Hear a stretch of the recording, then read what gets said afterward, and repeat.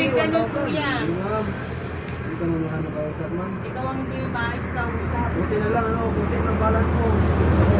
Hindi. ko pa nga yan nung ano eh. Nagbayad ako sa kanya ng 650. Nabayaran ko pa nga nun eh. Kuya, huwag kang makingit dyan. Kuya. Ikaw ang wala sa hulog.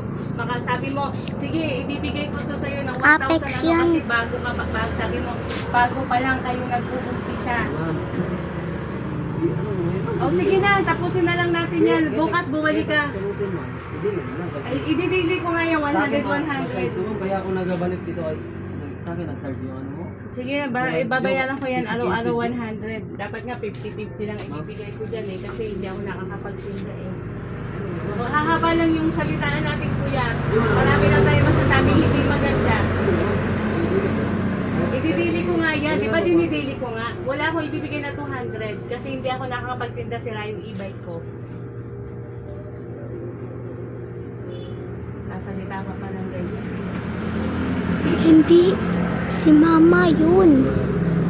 Pinasasalita siguro ng ganyan. Kuya, hindi ko kayo binabalasubas. Pinaghihirapan ko yung pera ko dyan. Kasi kung babalusabasin ko kayo, dapat hindi ako naghuhulog na maayos, di ba? Nag-over ka nga ano ng 10K kasi sabi mo doon sa 10,000, 1,000 lang ang tumbo. Kasi naghahanap pala kayo ng mga client. Laki nga ng tubo nyo eh. Yung iba nga eh. Yung ano, yung iniwan mo na ano, linding, malaki pa na. Kasi 10K sa kanila, sabi mo 320. Kaya nga hindi ko na nga yung tinapos eh. Ayun. O di ba binabayaran ko naman, kuya? Hindi ko naman tinatakbuhan.